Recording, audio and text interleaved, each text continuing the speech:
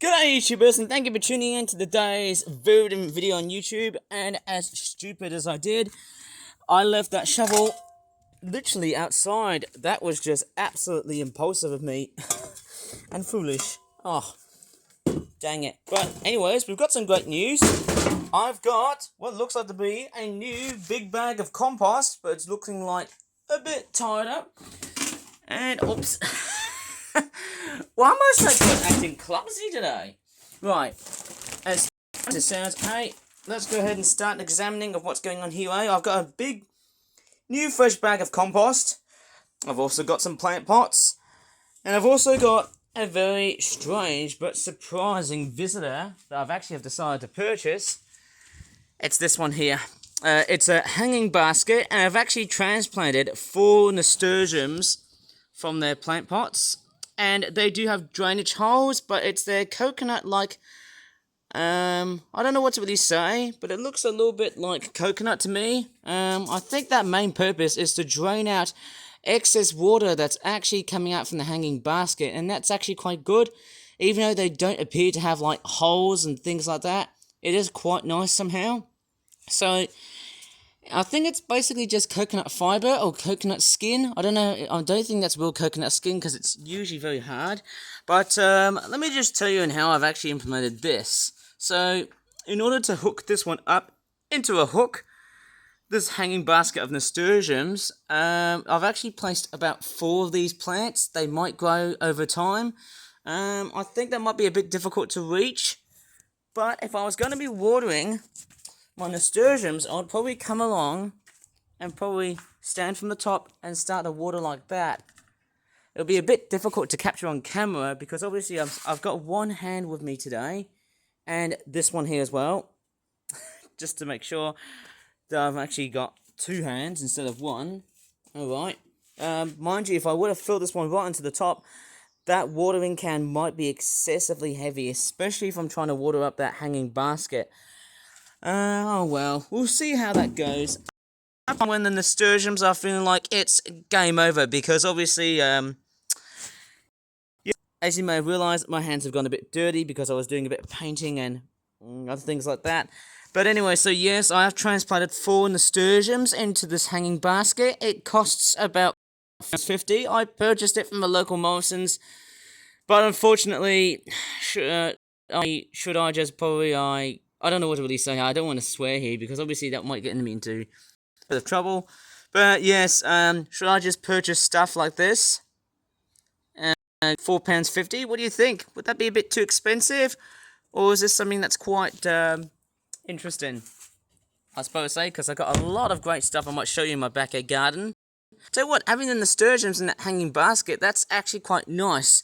But I think lobelias and fuchsias and verbenas, I think they're kind of like the only sort of plants that you can put in hanging baskets that can also attract pollinators. And I'll go ahead and show you what I've just done. There's also this trowel, which I've also idiotically. Oh man, what was just happened yesterday? I must have been hard at work. And sorry, I didn't treat my items very well. My paraphernalia and all. Right. So, I've just dug out quite a large chunk of soil, and I've actually made some very cool updates. Now, it seems like that the basket right here was thought to fill out, well, basically just nothing at least. I actually added some potatoes. There was like 8 to 9 rotten potatoes that were starting out their roots. So, I decided to put these into my backyard garden and see how big are they going to grow. Let's just hope how much water they really need. I'd rather keep them moist and warm for them to actually, start rooting themselves up. Some pumpkin seedlings. I haven't thought of transplanting my pumpkin seedlings yet because I still need the weather to be a bit warm. But nevertheless, as you can start to see, hey, we've got more pumpkin seedling action. We've actually got so much activity relating to pumpkin seedlings. I'm surprised that hey, there's actually quite a big clump full of pumpkin seedlings, and the only troublesome part is that they really require a large bit of space for them to grow. But I'll see how that gets on, I suppose. We've got a pea seedling here, but unfortunately I'm starting to see Ah, I thought there's a bit of disease, there's a bit of discolorization going on here surrounding the pea leaf seedling type things. Yeah, it's not that great when you start to see leaves starting to become a little bit discolorized, if you know what I mean. And that might be a sign of fungal diseases and whatnot. Anyway, so we've got other plants. We've got more calendula seedlings. And what the heck is that thing there? I've got no idea what that is. Is that a dandelion or something else?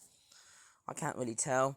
More nasturtiums. Of course, we've got the baby offspring and nasturtium seedlings. These ones here, I don't think they might flower, but the big ones, I think they might. But we'll see how that one gets on, I suppose. So we've got more of these. Look at that, I've actually got so many nasturtiums. Hopefully they should be in full blossom by July or August, because it is still quite a long way off. I need to try and get rid of this. That plant does not look safe, going by the looks of it. These hairy looking paws. I think I might as well just want a straightforward, how would you say it? Get rid of them. And then there's another pea seedling, and there's also a nasturtium seedling. I feel like I've been transplanting way too many. In fact, way too often. There's actually way too many nasturtium seedlings that I've transplanted along the way. And it's quite crazy to think about it. Yes, what else do I see? More broad bean seedlings. They've just started to put out their flowers. This one here looks like it's just being toppled up, I think. I could have just added like a support feature to basically help them get themselves supported and all things like that. Yeah, I could have just, placed like a stilt or a stick to help them support like that. I would have used something like, well, that's not that right because it's not three-dimensional. Anyways, the strawberries, they've actually been doing very relatively well. This one here has already been plucked because it was ripe.